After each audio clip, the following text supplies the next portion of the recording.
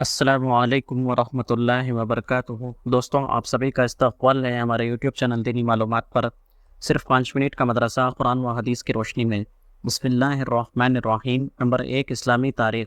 حجۃ الوداع۔ فتح مکہ کے بعد جب پورے عرب میں مذہب اسلام کی خوبیاں اچھی طرح واضح ہو گئی اور لوگ فوج در فوج شرک و بت پرستی کو چھوڑ کر اسلام قبول کرنے لگے، تو اب وقت تھا کہ رسول اللہ صلی اللہ علیہ وسلم خود عملی طور پر فریضہ حج کو انجام دے کر اسلام کے اس عظیم رکن کی شان و شوکت اور اس کی ادائیگی کے صحیح طریقوں کو بیان فرمائیں اور شرکیہ باتوں اور جاہلی رسوم و عادات سے اسے پاک کر دے۔ چنانچہ رسول اللہ صلی اللہ علیہ وسلم نے حج کا ارادہ کیا۔ 25 یا 26 ذی قعدہ 10 ہجری کو ظہر کی نماز کے بعد مدینہ منورہ سے روانہ ہوئے۔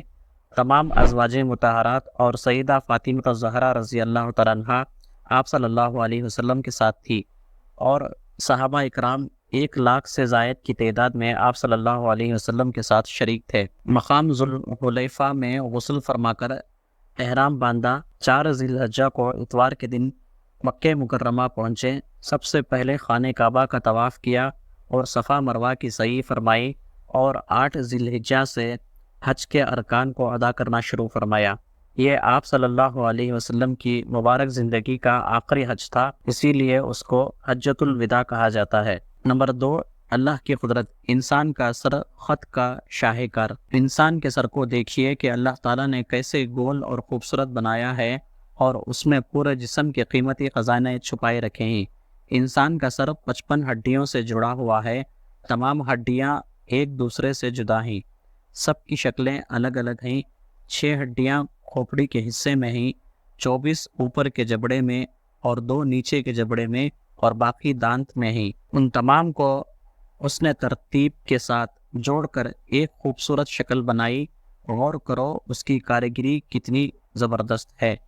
نمبر 3، ایک فرض کے بارے میں۔ بیوی کی وراثت میں شوہر کا حصہ۔ قرآن میں اللہ تعالیٰ فرماتے ہیں، تمہارے لیے تمہاری بیویوں کے چھوڑے ہوئے مال میں سے آدھا حصہ ہے جبکہ ان کی کوئی اولاد نہ ہو، اور اگر ان کی اولاد ہو تو تمہاری بیویوں کے چھوڑے ہوئے مال میں چوتھائی حصہ ہے۔ تمہیں یہ حصہ ان کی وصیت اور قرض ادا کرنے کے بعد ملے گا۔ نمبر 4، ایک سنت کے بارے میں۔ سونے سے پہلے بستر جھاڑ لینا۔ حضرت ابو ہریرہ رضی اللہ تعالیٰ عنہ فرماتے ہیں کہ رسول اللہ صلی اللہ علیہ وسلم نے فرمایا، جب تم میں سے کوئی بستر پر آئے تو اسے کسی کپڑے سے جھاڑ لے، اسے نہیں معلوم کہ بستر میں کیا ہے۔ نمبر 5، ایک اہم عمل کی فضیلت۔ جنت میں داخل کرنے والی چیزیں۔ رسول اللہ صلی اللہ علیہ وسلم سے پوچھا گیا کہ لوگوں کو سب سے زیادہ جنت میں داخل کرنے والی کیا چیز ہے؟ آپ صلی اللہ علیہ وسلم نے فرمایا، اللہ سے ڈرنا اور اچھے اخلاق۔ اور سب سے زیادہ آگ میں داخل کرنے والی چیز کے بارے میں سوال کیا گیا تو آپ صلی اللہ علیہ وسلم نے فرمایا، منہ اور شرمگاہ۔ نمبر 6، ایک گناہ کے بارے میں۔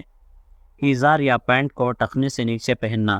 رسول اللہ صلی اللہ علیہ وسلم نے فرمایا، جو شخص غرور و تکبر میں اپنے ایزار کو ٹخنے سے نیچے لٹکائے گا، اللہ تعالیٰ قیامت کے دن اس کی طرف رحمت کی نظر سے نہیں دیکھیں گے۔ نمبر 7، دنیا کے بارے میں۔ کامیاب کون؟ رسول اللہ صلی اللہ علیہ وسلم نے فرمایا، کامیاب ہو گیا وہ شخص جس نے اسلام قبول کیا اور اس کو ضرورت کے بقدر روزی ملی، اور اللہ تعالیٰ نے اس کو دی ہوئی روزی پر قناعت کرنے والا بنا دیا۔ نمبر 8، آخرت کے بارے میں۔ اہل جنت کا اکرام۔ قرآن میں اللہ تعالیٰ فرماتے ہیں، یقیناً نیک لوگ آرام میں ہوں گے، مسیریوں میں بیٹھے ہوئے نظارہ کر رہے ہوں گے، تم ان کے چہروں سے جنت کے عیش و آرام کا اندازہ کر لو گے۔ ان کو مہر بند خالص شراب پلائی جائے گی، اس پر مشک کی مہر لگی ہوگی۔ ایسی پاکیزہ شراب کے لیے رغبت کرنے والوں کو رغبت کرنی چاہیے۔ اس شراب میں تسنیم کے پانی کی ملاوٹ ہوگی۔ وہ ایک ایسا چشمہ ہے جس میں سے نیک بندے پئیں گے۔ نمبر 9، طب نبوی سے علاج۔ گائے کے دودھ کا فائدہ۔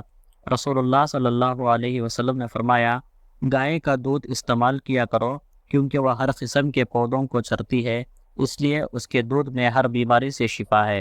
نمبر 10، قرآن کی نصیحت۔ قرآن میں اللہ تعالیٰ فرماتے ہیں، کیا ایمان والوں کے لیے ابھی تک ایسا وقت نہیں آیا کہ ان کے دل اللہ کی نصیحت اور جو دین حق نازل ہوا ہے اس کے سامنے جھک جائیں، اور وہ ان لوگوں کی طرح نہ ہو جائیں جن کو ان سے پہلے کتاب دی گئی تھی، یعنی وہ وقت آ چکا ہے کہ مسلمانوں کے دل قرآن اور اللہ کی یاد اور اس کے سچے دین کے سامنے جھک جائیں۔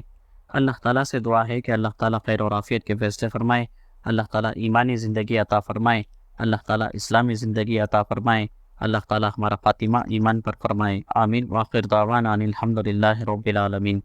دوستوں، آپ سے ایک گزارش ہے کہ اگر آپ ہمارے چینل پر نئے ہی تو ہمارے چینل کو ضرور سے سبسکرائب کریں اور اس کو شیئر بھی کریں تاکہ دین کی باتیں دوسروں تک بھی پہنچے۔ اللہ تعالیٰ آپ کو بھی اس کا ذریعہ بنائے۔ جزاک اللہ خیرہ۔